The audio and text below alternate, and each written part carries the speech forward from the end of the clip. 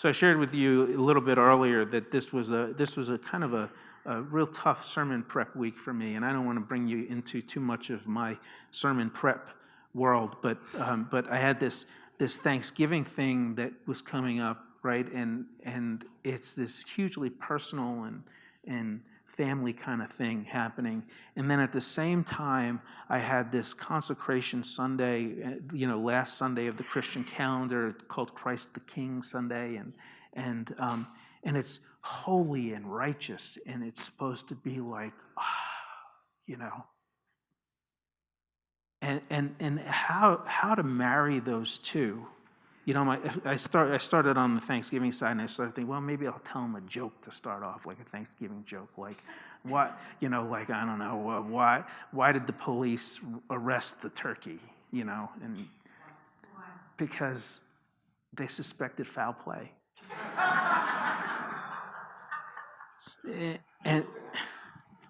And then I thought, that wouldn't be a good idea to do that with them, because the lamest jokes, I only have lame jokes. So, but I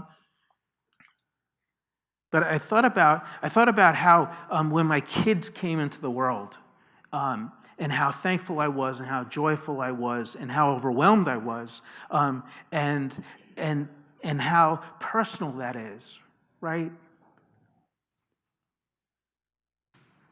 It's almost personal, because the first child I delivered with my wife and the doctor and nurse and my mother-in-law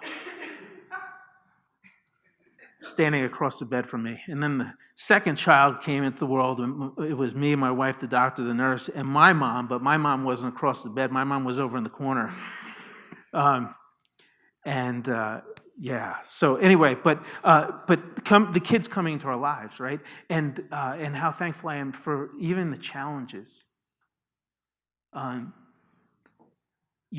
sad commentary on who I am. Maybe if you're here for the first time, I'm sorry, but this is who I am. My kids show me constantly how selfish I am, because they want and deserve my time and attention and all of me. And there are times where I'm just like, no, I need me. I don't want that or them, or just the draw. Have you ever been, if you're a parent, have you ever been in a situation where the kids have just drawn everything out of you and you need to recharge? And that's not necessarily selfish behavior to get the recharge, because it's important that you need the recharge to be all that you can be for your kids.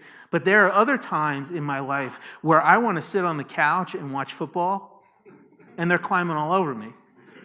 And I don't want them climbing all over me. I want them to obey the house rule that when the Saints are playing, you don't talk. The only noise that comes out of you is like squeals of joy when the Saints score. That's it. But they've taught me, like, before kids, it was all about me, and then my wife, and it was all about me and my wife, and now it's like it's all about so much more, because they came into my life. But that's not holy and righteous. My kids coming into my life. So I started thinking about, like, the holy and righteous thing, and I thought about the 10 lepers, right? There's a story of Jesus in the Bible. Leprosy is this terrible disease. It just, like, tears you apart, literally. And how these 10 people who had leprosy knew Jesus was coming by, and they couldn't get near him because it was extremely contagious. Like, they had like communes where they put these people with leprosy so it wouldn't spread. And they were out there and they were calling to Jesus at a distance because they needed to stay away. And they're calling and they want to be healed, and they want to be healed. And Jesus from a distance says, "Be healed." And the scriptures tell us that he told them to go to the temple and to give thanks to God. And on the way to the temple, they were getting healed, and the one of the 10 actually came back to Jesus and said, "Thank you."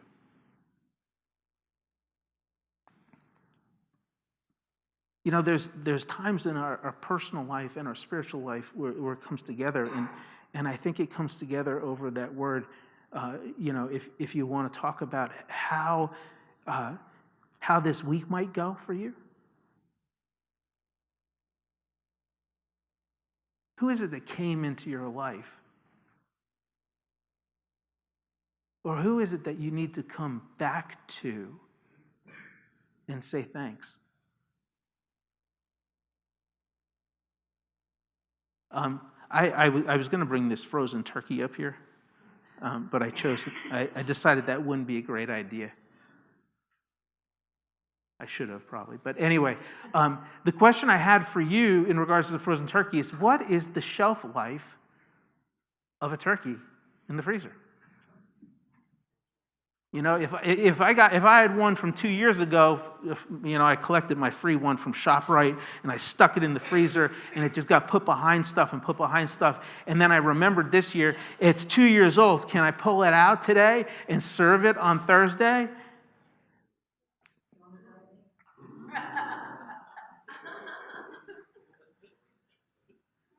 That's the way to clear everybody out of my house. That's a freebie. What's the life expectancy on your thanks?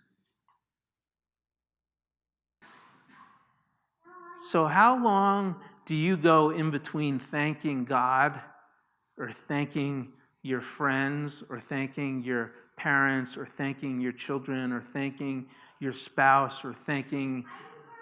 How long does that thanks last before the next one comes? I'm getting there, DJ. Me too. We're talking about all this good stuff, turkeys and...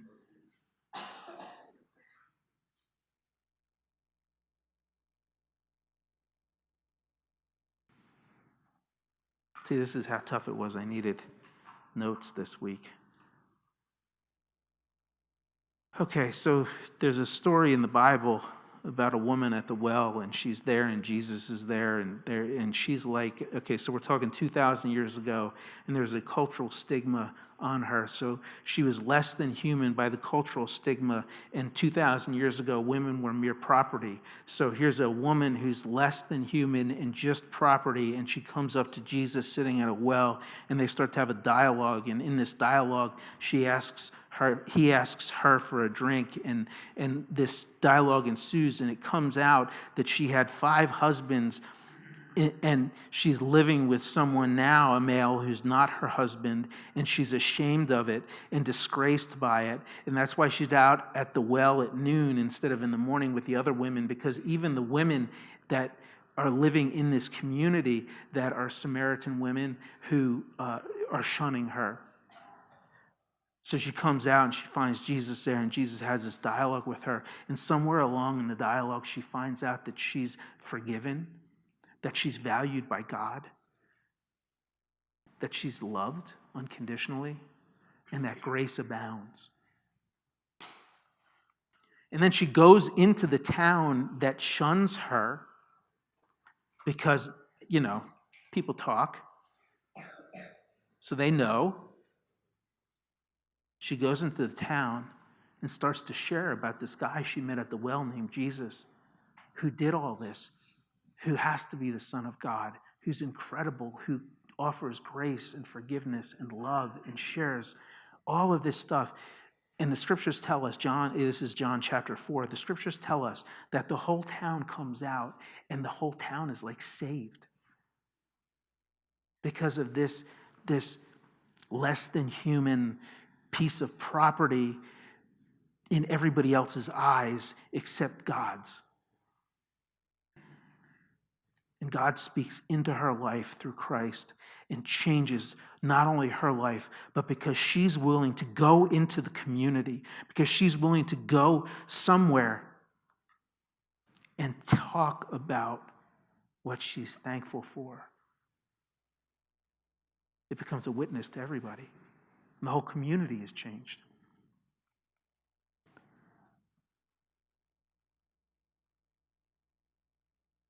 How Who do you need to go to this year? Because you haven't said thank you in a long time. Who is it that you need to go to and talk about how thankful you are for what God has done in your life? Or what they've done in your life? How they've loved you?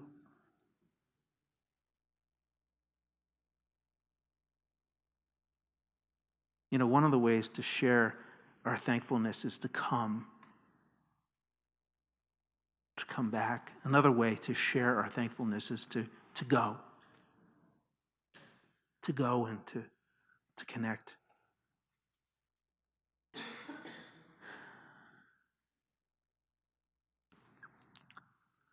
We have this weird tradition at my house, at my parents' house for Thanksgiving. It's this weird thing. My dad is such a blessing in my life, but at Thanksgiving, he doesn't let anybody help clean up. So he goes around, and it's not it's not all sentimental. Like you might be like, oh, isn't that cute? Isn't that special? It's not that way. I'll get to it. He goes around and he cleans everybody, takes, starts the stuff, and my mom starts in on him. Can't you just sit down and enjoy, and he's doing his thing. And it's not mean, it's just banter after you've been married for 50 some years. But I'm in this position where I just sit there and I feel guilty because I want to help. Dad, can I help you? No. Come on, can I help you? So this has gone on for years. So I just sit at the table and I just swallow my guilt and just try and hang out and talk and be social. And my dad's doing his thing. You know why my dad does that? You ready for the sentimental moment? This is so good. You ready? Are you ready? He does it because he has a system in place that's with military precision, and he doesn't want anybody messing up his system. Can you believe that? He won't even teach us his system. No, you'll mess it all up. Okay, all right, Dad, I'll sit here with Mom and watch her yell at you because you're not sitting down and relaxing.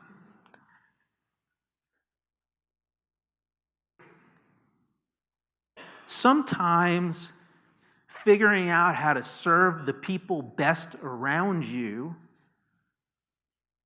means you have to figure out how best they want you to serve them. You follow that? I want to serve my father by helping him with the dishes, but the best way I can serve him is to figure out that he doesn't want my help and to sit there and enjoy the company with my mom so that maybe she doesn't yell at him so much when he's doing what he wants to do.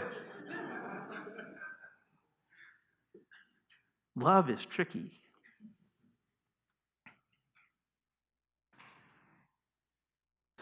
There's a story in the Bible that Jesus goes to Peter's house and his mother-in-law is there and she's sick.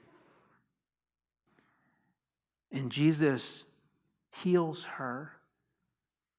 And the scriptures tell us that she gets up and she starts to serve them.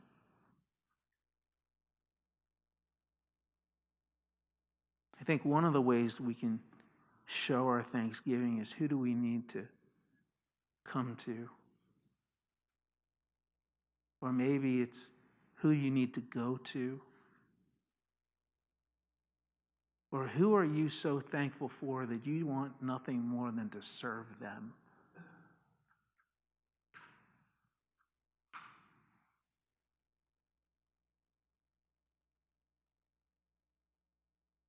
When God speaks into our lives, he speaks messages like this.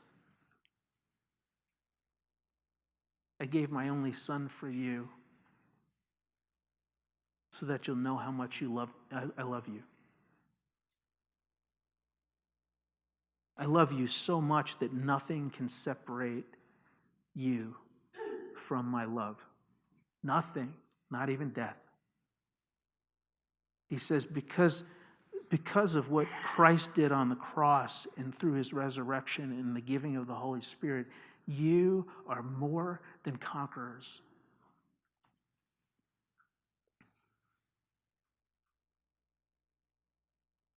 Grace abounds, love abounds, and it's yours. Doesn't matter whether you're stricken with a disease, or maybe you think you have a disease that's contagious doesn't matter whether you feel shunned by the community or your friends or your family.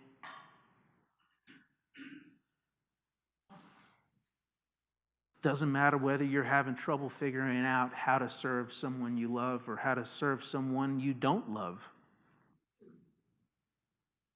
I don't know about you, but Thanksgiving at family time, Thanksgiving sometimes there's people that don't necessarily want to love the other people around the table, or they're hard to love. How do you serve them? With love and grace and forgiveness and mercy. God calls us to love as we've been loved. So I think the connection for me this Sunday came down to Jesus. His gift for me and for you, but I'm talking like I'm trying to figure this out for me. His gift was so great and so powerful